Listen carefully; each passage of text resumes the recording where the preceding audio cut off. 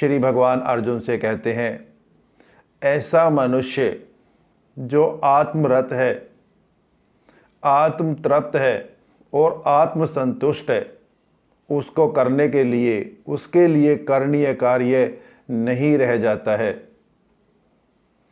उपरोक्त श्लोक एक आत्मज्ञानी, आत्म साक्षात्कार प्राप्त व्यक्ति की स्थिति का वर्णन करता है, जिसकी चेतना परम उच्च स्तर की है, अर्थात वह अपनी आत्मा में ही रत रहता है, रमण करता है, आनंदित रहता है, स्वयं से प्रीति करने वाला है।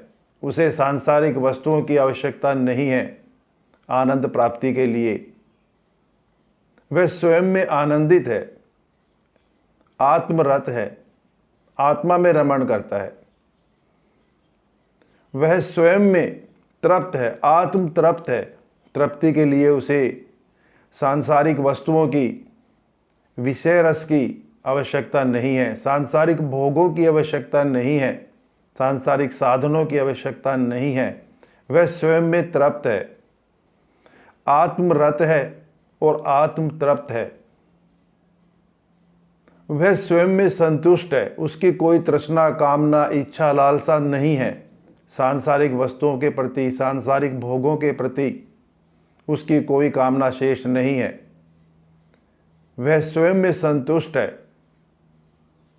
श्री भगवान कहते हैं, ऐसा व्यक्ति जो आत्मरत है, आत्म तृप्त है और आत्म संतुष्ट है, उसके लिए करणीय कोई कार्य नहीं रह जाता है। अर्थात वेदों में बताए गए क्रिया, कर्म, कांड आदि जो एक आम मनुष्य के लिए, आम व्यक्ति के लिए, आम साधक के लिए बताए गए हैं, जो नियत कर्म करने के लिए कहा गया है, परंतु ऐसे आत्मज्ञानी के लिए, ऐसे आत्म साक्षात्कार प्राप्त व्यक्ति के लिए